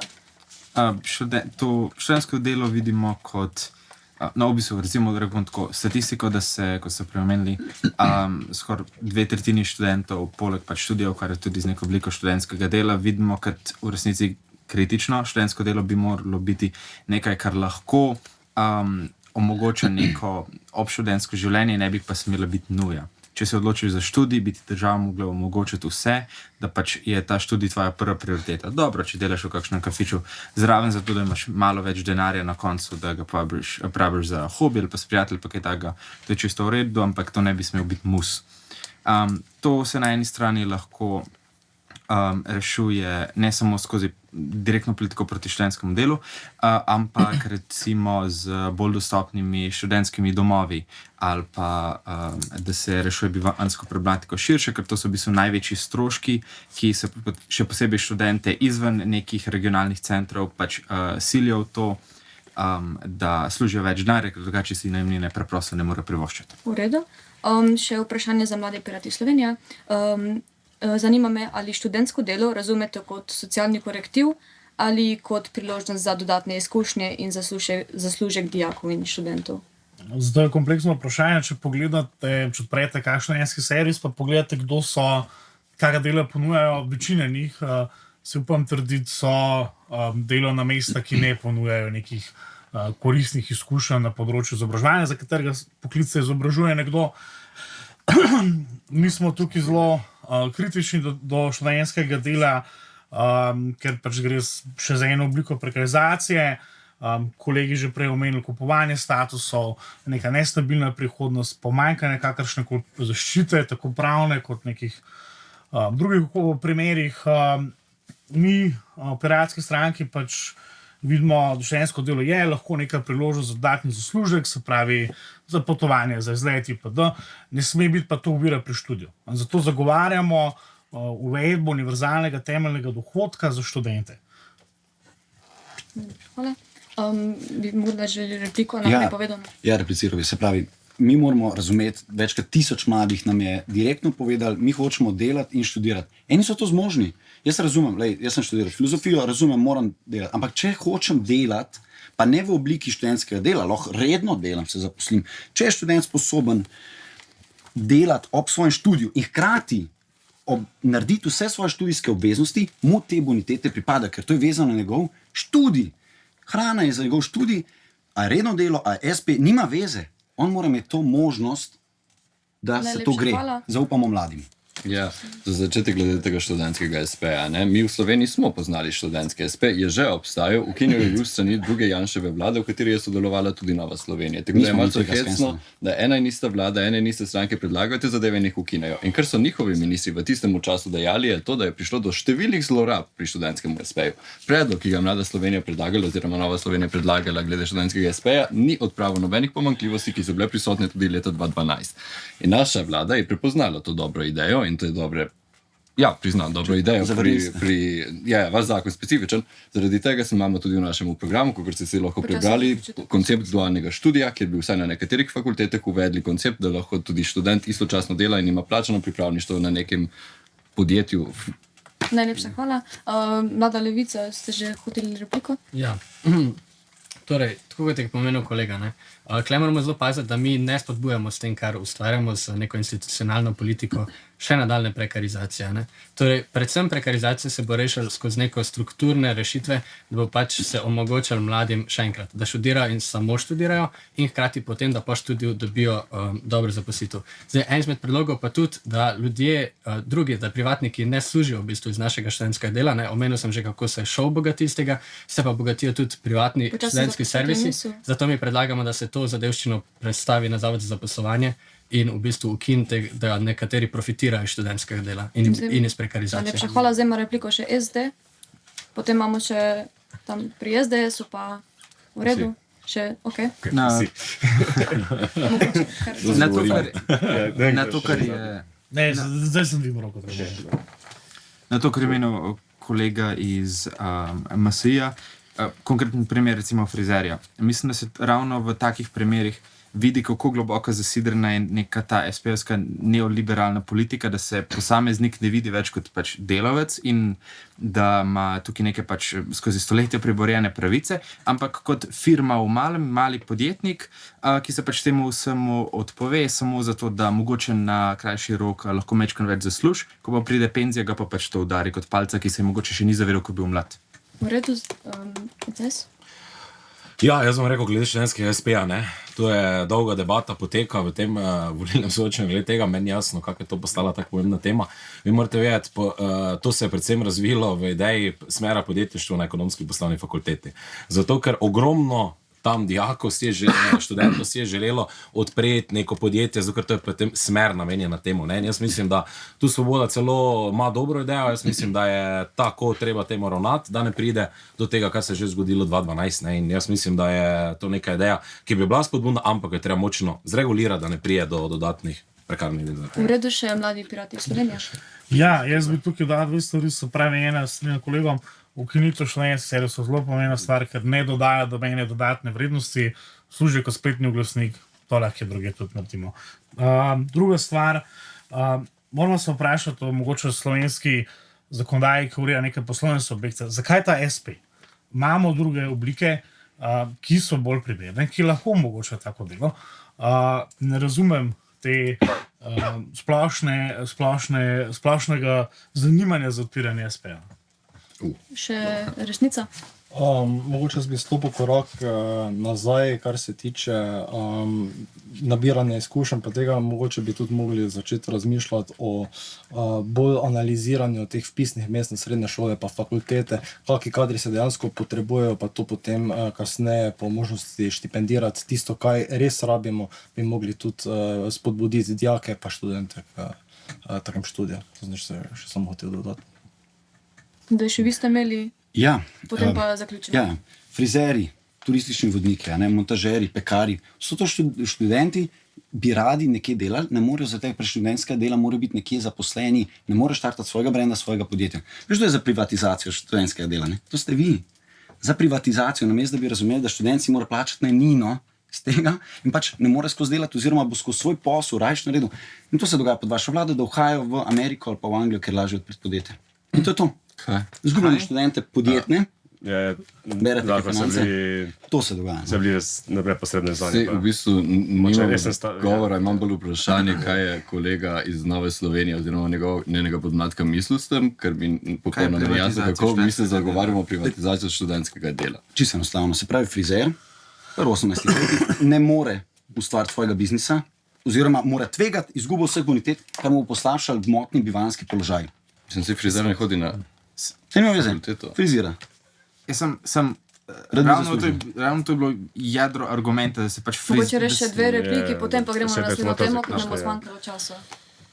Ja, do konca lahko, ja. Da se pač, da potiskamo mlade, da se dojemajo kot samo male podjetnike, ne pa dejansko delavce z nekimi pravicami, ki so bile dolgo priborjene. Delavca, podjetnika, ki bo ustvaril biznis na dolgi rok, ker bo zrastel. Vse logično, se bo lažje prehodil na trg dela, to je cel point. Mislim, da če nadaljujemo tukaj, tu stavimo verjetno. Zdaj pa še na zadnjo temo, tako večjo tega soočenja. In to bo sedaj študentska politika, ki na redakciji tudi najbolj pokrivamo, pa so najbolj znani potem. Tako da, zdaj kot se nekaj že omenili, se študentske organizacije financirajo tudi prek študentskega dela, pa prek tudi celo od bonov dobijo nek del. Zdaj pa, zaradi tega se seveda tudi pojavljajo očitki, da študentske organizacije ne morejo res dobro sploh zastopati študentov, ker je njihovo, da bi neka blaginja za študente, zaradi tega, ker je njihovo financiranje direktno odvisno od tega, da so študenti prisiljeni delati. Tako da, če bi se zmanjšal obseg študentskega dela, bi tudi njim padlo financiranje, kar se mu zgodilo med COVID-om, sicer zaradi drugih, niso bili objektivni razgovor, ja, temu tako reči, hvala. Pa je tudi, da na redakciji pa že vrsto let poročamo predvsem o netransparentnosti porabe sredstev v ljubljanski študentski organizaciji, tudi nekaterih zavodih te organizacije. In seveda tudi nekaj teh transparentnosti je razkrilo samo revizijsko poročilo Računskega sodišča. Da je še kot zadnje nekako taka nov pokazatelj tega, da demokratičnost v šovu pade, tudi to, da je samo študentski zbor v tem mandatu, v leto in pol dolgem mandatu, imel samo 4 seje, redne seje, kar je nekako, če primerjamo s tem parlamentom, je precej malo. Zdaj, recimo, edini, ki imate neki konkretno študentski politiki že v programu, ste Pirati. Pa zdaj, tako tam ste zapisali, da bi zakon spremenili tako, da bodo študentske organizacije izvajale le zakonsko določene dejavnosti v interesu študentov in da bi prejemniki koncesijskih sredstev morali porabo utemeljiti z jasnimi rezultati in načrti po strogih merilih. Lahko poveste kaj več o teh načrtih? Ja, absolutno dojemamo študentske organizacije kot državo v malem in kot ste že prej opisali, kar korupcija, netransparentnost, to je samo volilnica za bodoče politike. Meni je zelo žal, da kolega Luka iz Demokratov tukaj ni danes zraven nas, ker ne vem, če imel kaj pametnega zapovedati, ampak ja, absolutno. Poraba mora biti transparentna. Onemogočanje dostop novinarjem, da snemajo seje študentskega zbora, pa totalno nasprotje za neko transparentnostjo. Potrebna je jasno sledljivost, kam grejo sredstva, zakaj grejo in kako so poravnana. Tukaj se moramo vprašati, ali imajo sploh študentske organizacije kakršnokoli legitimnost. Poglejte si volilno udeležbo. Nizka. Govorimo o enomestnih številkah, mogoče od 10 do 20%. A taka organizacija sploh lahko zares zastopa interese študentov. Poleg tega, da so še v navzkrižju z finančnim interesom za tem, kaj mogoče študenti želijo. Hvala.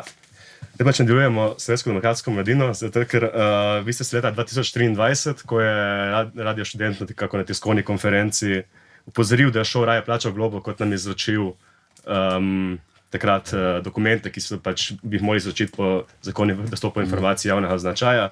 Zdaj, kot 2 dni kasneje, tudi sami izrazili zaskrbljenost.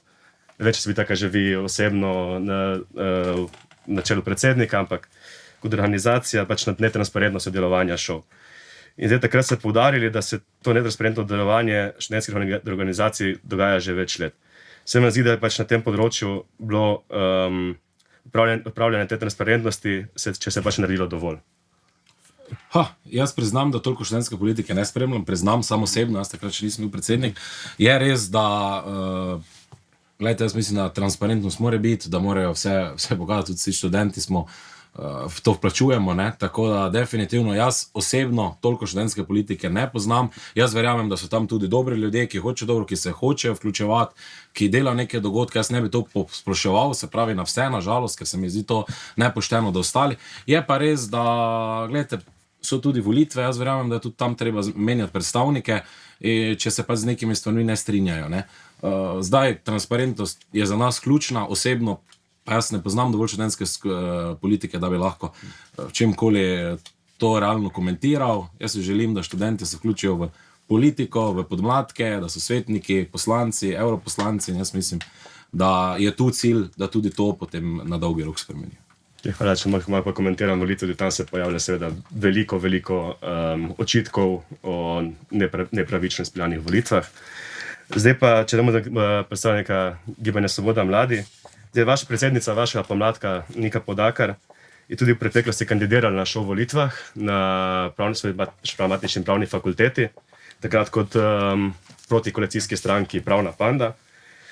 Zdaj, vi pa ste kot podpredsednik nekaj časa sodelovali s opozicijsko listo demokratičnega študentstva. Zdaj, za kakšne premembe v študentski politiki ste si predsednico prizadevala takrat in kaj bi se na tem področju želeli doseči danes? Jaz ne bi rad na pamet govoril, iskreno povedano, z Niko so se nekaj pogovarjali o tej temi, tako da točno specifične teme, kaj se je ona hotela zauzemati na pravni fakulteti, ne bi skakal vzornik, ampak strinjala so se, pa lahko povem tudi, kaj smo se mi hoteli na FDV zauzemati, lih to, ker so bile te teme izpostavljene. Nobena oblast nima nobene legitimitete, če je približno 4% študentov tistih, ki jih grejo voliti. Če gremo narediti anketo med ljubljanskimi študenti, pa študenti po Sloveniji, kaj sploh šov pomeni, škis pomeni, sem prepričan, da bi tej procenti bili še nižji. Poleg tega, da pač nima legitimitete zaradi tok smešno nizke prepoznavnosti in njihove volilne udeležbe, se mi zdi, da za neko zdravo demokracijo, kar ne bi študentske organizacije bile, je potrebno ozaveščanje.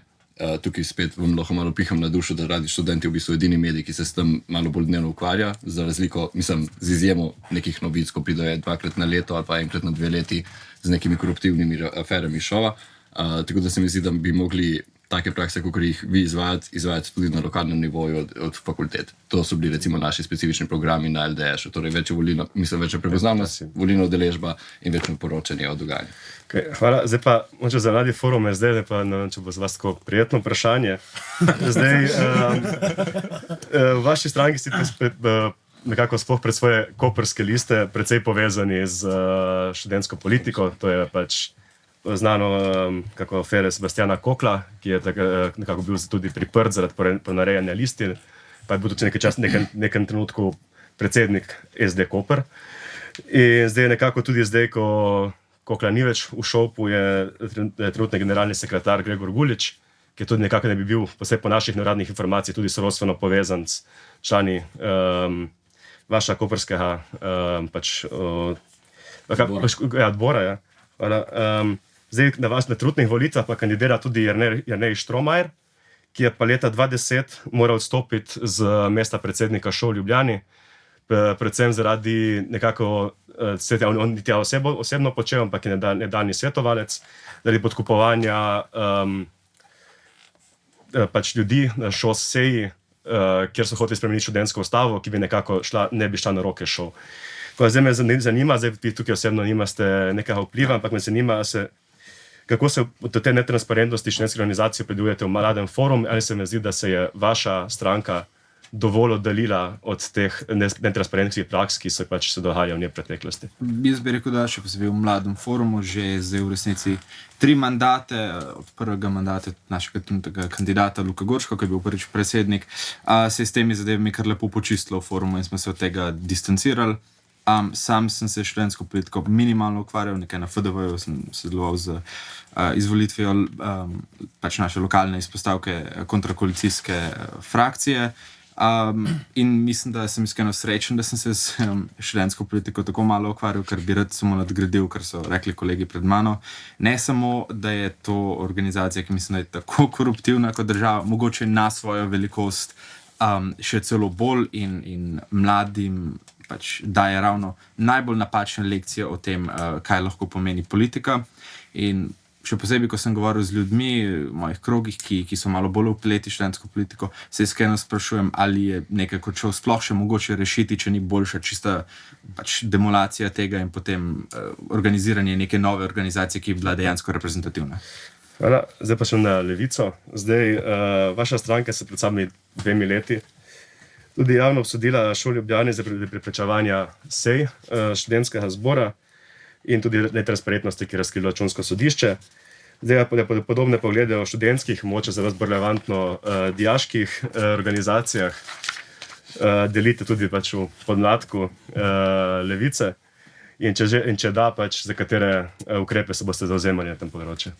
Ja, delimo. Dijaška politika je tudi svojevrstna greznica, na srečo na dosti nižjem nivoju, tako da se ne dogaja take stvari kot recimo v ŠOU.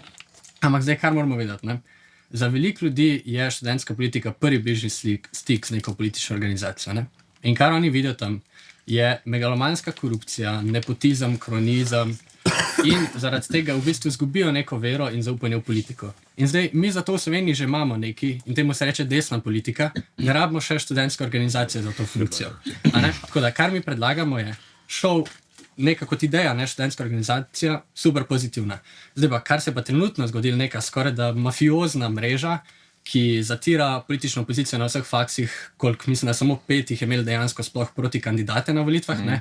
To je pa treba razbiti, tista resna korupcijska dejanja je treba tudi sodno preganjati in samo tako z nekimi resnimi potezami, ki so že v trenutnih sklopu slovenskega prava, je to treba resno preganjati in ne samo kot neka igrica neke mlade elite. Mislim, če popravim na tej točki, na zadnjih volitvah je bilo se malo več opozicijskih list, ker tudi opozicija ima nekje na 14-15 poslancev, sem pozabil točno številko, ampak... Nisem čisto. Da ne bomo pač točne informacije.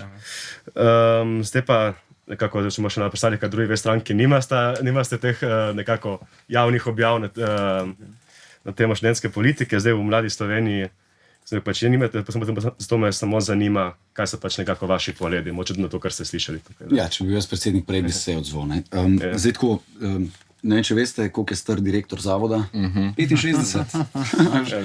To je prva zadeva. Druga, da netransparentno ravnaš z javnimi sredstvi k študentom, pač ki priješ študentske denarje in raj plačaš kazen, ki pa pokažeš to ljudem, poden. To je čist poden. Mislim pa tudi za nas malo sramota, da se bolj ne zganemo, pa da se država ne zgane. Pa ja, to je ena zajčja luknja, ki bo treba nasloviti. Potem, mogoče bi tukaj še izpostavil definitivno transparentne postopke, ker je kot organizacija imela smisel, imela namen, ampak mater se mladi na faksih, dejansko imamo tudi drugih stvari, se tudi ne angažirajo, pa tudi ne dela se to, ne. Preposlavnosti, vemo pa kam pol roma denar na kampusu, ne, za kakšne pijanice, pa psiholog za veliko boljš, ker je namen stanovanjsko problematiko rešiti tudi v Sloveniji s tem denarjem, ne. Mogoče, kar bi še izpostavil, je tudi recimo študentski servisi kot del te študentske politike. Mladi bi lahko, to ne vem, če veste, mladi bi lahko že napotnico imeli prek Zavoda za zaposlovanje, ampak moraš tja fizično je to iskati in je pač nepraktično. In to je en del denarja, ki bi ga mogoče lahko bolj zoptimizira. Ne? To vemo, tudi vse testirali smo to, če se ne motim. Zdaj pa še predstavnikov stranke Resnica. Okay. Jaz se bi v veliki meri strinjal z kolegom iz Piratov in sicer glede transparentnosti organizacij. To, tako kako jaz opažam, delo te študentske politike, to je ena taka dobra uvajalna praksa v tisto politiko, ki jo gledamo lahko dan danes. Torej, da se lepo začne uvajati, kako se pač lahko vzpostavi korupcija v sistemu, tako da tako ste že pač večinoma pred mano rekli. Jaz bi še pri tej priliki nagovoril mogoče mlade naj grejo tudi prebrati. Nasploh vsi mladi naj se vključujejo v politiko, naj bojo dejavni v njej zaradi tega, ker bojo na tej zemlji še enih 40, 50, 60 let, odvisno kako ima pač to interesa. Morajo prebrati programe strank in jih potem tudi kritično ovrednotiti. Torej, ne samo, da slepo verjamejo, ampak tudi povedati, tudi preveriti, koliko je to možno izpeljati te programe strank, pa koliko je to zdravo za njih. Okay, repliko sem samo v SDS, sem ga spregledal. Sem repliko. Ja. Jaz mislim, da ima ŠOS zdaj novega predsednika, če se ne motim, ne? Da so izvolili novega. Jaz verjamem, da predvsem ljudje so tisti, ki delajo politiko in smemo vse metati v isti koš. Nažalost, slabe prakse so bile, treba jih je sodno preganjati. To je bila res je valilnica kadra, kot ste sami povedali. Žal SD-ja, ne, in to je pač spustilo svoj madež, ki ga je, to je treba sodno preganjati, nažalost je tudi vi koalicijski partner s to stranko. Kar se pa tiče tega, moram pa se vseeno odzvati, ne, ko boste različni primer Fotopuba, kjer so vsi vaši člani vpleteni, ne, pa Dušana Smoteja pripeljali pred sodišče, potem pa vi dajte očitke naprej. Sam pa nikoli nisem bil v dobeni študentski politiki in nikjer. Tako da prosim, ne s prstom kazati na dotične ljudi. Treba je povedati, kateri ljudje se razlikujemo. Lahko dobim. Čisto na kratko o Fotopubu je pač fabrikacija desnice in se to ne bom za veliko bregu, ker si ne zasluži pozornosti. Dotični zločinec bo dobil svoj sodni epilog, vročena mu je bila obtožnica. Je pa uporabil recimo taktiko Janeza Janše, da pač je imel poln kaseps in take fore, tako da ne vem, mogoče mu je kaj kolega Janša prišepnil. Pa sam nekaj. To pa kaže na splošno odnos, da SDS uporablja neke tragedije, ki se dogajajo v družbi, popolnoma nepovezane s čimerkoli za svoje politične točke. Ampak to je zelo, zelo kritična situacija, ker je bilo veliko punc zlorabljenih. In zdaj, da se to uporablja kot nek političen kanon futer, je popolnoma nepovezano. Da smo se pa že malo preveč dolgo. Pa samo še vi na hitro. Sem sam rekel, šautout novemu predsedniku ŠOS-a, jaz mislim, da bo v redu, ker je človek na mestu, upam, da se to začne spremenjati pravosmerno. Hvala. Zdaj smo v bistvu prišli do pač zadnje točke današnjega soočenja, ki pa so vprašanja ali, oziroma da ne. Zdaj za ta vprašanja pričakujemo neke hitre odgovore, oziroma v bistvu utemeljite svoje stališče s tako največjim stavkom, drugače pa se samo opredelite, torej da ne. Pa mogoče odgovarjate kar tako iz desne proti levi, oziroma iz leve proti desni, pa tudi od zgoraj. Pa če gremo kar na prvo vprašanje. Če se z odločitvijo lastne stranke ne bi strinjali, ali bi se kot podmladek javno izrekli proti njej, da ali ne? Ja, in smo se že. Isto, ja. Ja. Ne, ker mi mislimo, da se mora znotraj ekipe pogovoriti in pred skupnim stališčem. Mi bi vplivali na odločitev naše stranke. Vredo? Ko se bo to zgodilo, ja. Jaz se ne moram predeliti, ker imam funkcijo v obeh organizacijah. Vredo? Nadaljevanje sodelovanja univerz z izraelskimi institucijami ali akademski bojkot? Nespremljivo bojkot. Bojkot. Sodelovanje.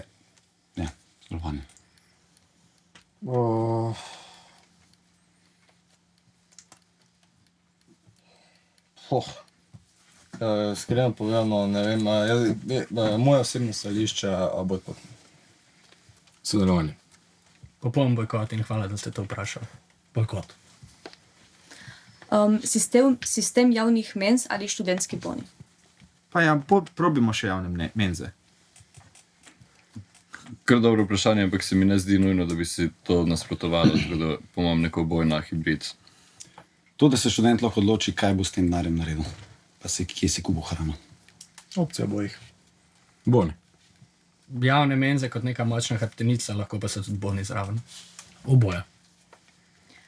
Uvedba obveznega vojaškega roka, da ali ne. Ne, nima smisla. Ne, ni smiselno. Namesto vojaškega predlagamo civilni rok, kjer bi lahko služalo policiji, CSD-jih, sociali, zdravstvu ali pa tudi vojski, če bi želel. Vojaški rok ne, kakšne druge alternative, recimo kakšne pomoči pa ja. Da. Absolutno ne. Proti. Vključevanje LGBT vsebin v spolno vzgojo v osnovnih in srednjih šolah, da ali ne. Ja, edino pravilno. Ja. Koliko je cerkev ločena država, tako mora biti tudi LGBT ideologija. Ne. Ne. Še enkrat, se ne gre za ideologijo, ampak fizično realnost ljudi in zato si zasluži svoje mesto. Tale smeh je pa zelo Mogoče samo en poveden. stavek. Ja, tale smeh je pa zelo poveden, Realnost se že kakšen pokrije pri odnos pouku. ima Dajmo smo spet. zelo poveden, kakšen odnos ima slovenska desnica do Da, ne, LGBTQ+. prosim, res. Prosim, če se držimo forme vprašanj. Da. Starostna omejitev mladostnikov pri uporabi socialnih omrežij, da ali ne. Ja, mislim, da. Jaz sem tudi kar nagnjen te ideje, da ja. Prepoved definitivno ne, ampak regulacija. Iz stališča nekoga, ko je iz računalništva nesmiselno. Ja, se popolnoma strinjam, nesmiselno, jaz mislim, da morajo starši biti tisti, ki povedo, kaj je prav gledati, kaj pa ne. Vzgoja. Vzgoja, ja. Treba je povečati varnost mladoletnikov, definitivno pa to ne sme biti orodje cenzure. Proti, ker je preverjanje identitete hud poseg. Neko zasebnost. Širjenje kapacitet študentskih domov ali subvencije za bivanje pri zasebnih najemodajalcih. Seveda širitev študentskih domov, ne bomo privatnikov subvencionirali z državnim cashom. Tako je, se strinjam, privatniki so backup plan, osnova načrt je javni študentski domovi. Javni študentski domovi, to pa je backup. Študentske domove. Enako kot kolegi. Študentske domove, tako kot so že vsi rekli. Študentske domove. In še zadnje vprašanje, Ne. ali bi financirali Radio Študent? Itak da, kaj pa drugo lahko rečem. Jaz ste eden mojih ljubših radijev, tako da ja bi. Financirali kaj? Radio Študent. Iz proračuna ali kako to mišljamo? Ne, sem tako določen, podpirali, ja. Podpirali delovanje, je valjda. Tradicija. Do transparentnosti. Ja, da, v transparentnosti. Žal pa vas ne poslušam. Seveda. Absolutno. V redu, s tem smo prišli do konca današnjega soočenja. Še enkrat se zahvaljujem vsem predstavnikom Podmladkom, da ste prišli in se udeležili soočenja. Vse gledalce in poslušalce pa pozivam, da se v nedeljo 22. marca udeležite državnozborskih volitev in s tem izrazite svojo voljo. Z vami sva bila Monika in Matevž, snemala je Evita, montiral je Branko, tehniciral je Oli.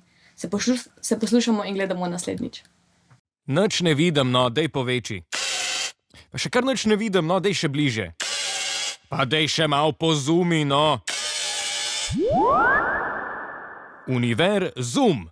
Univerzitetne in študentske teme pod drobnogledom, v sliki in zvoku.